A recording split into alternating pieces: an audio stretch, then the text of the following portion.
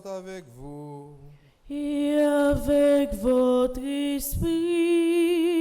Évangile de Jésus-Christ selon saint Luc. Gloire à toi, Seigneur.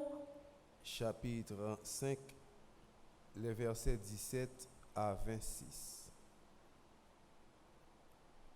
Un jour que Jésus enseignait, il y avait dans l'assistance des pharisiens et des docteurs de la loi, venus de tous les villages de Galilée et de Judée, ainsi que de Jérusalem.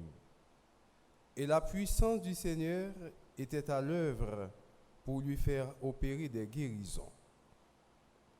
Arrivent des gens portant sur une civière un homme qui était paralysé.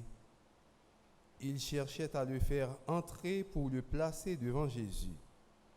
Mais, ne voyant pas comment faire à cause de la foule, ils montèrent sur le toit et, en écartant les tuiles, ils le firent descendre avec sa civière en plein milieu devant Jésus.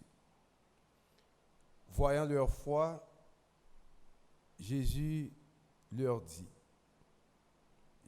à l'homme, « Tes péchés te sont pardonnés. » Les scribes et les pharisiens se mirent à penser, « Quel est cet homme qui dit des blasphèmes? Qui peut donc pardonner les péchés, sinon Dieu seul? » Mais Jésus, saisissant leur raisonnement, leur répondit, « Pourquoi tenir ces raisonnements? Qui est le plus facile? » Et qu'est-ce qui est le plus facile de dire? Tes péchés te sont pardonnés? Ou bien de dire, lève-toi et marche?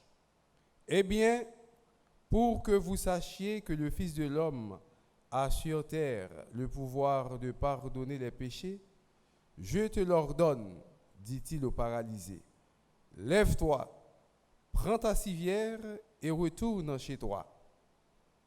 À l'instant même, celui-ci se leva devant eux, il prit ce qui lui servait de lit et s'en alla chez lui en rendant gloire à Dieu. Tous furent saisis de stupeur et ils rendaient gloire à Dieu. Remplis de crainte, ils disaient, « Aujourd'hui, nous avons vu des choses extraordinaires. » Acclamons la parole de Dieu en chantant.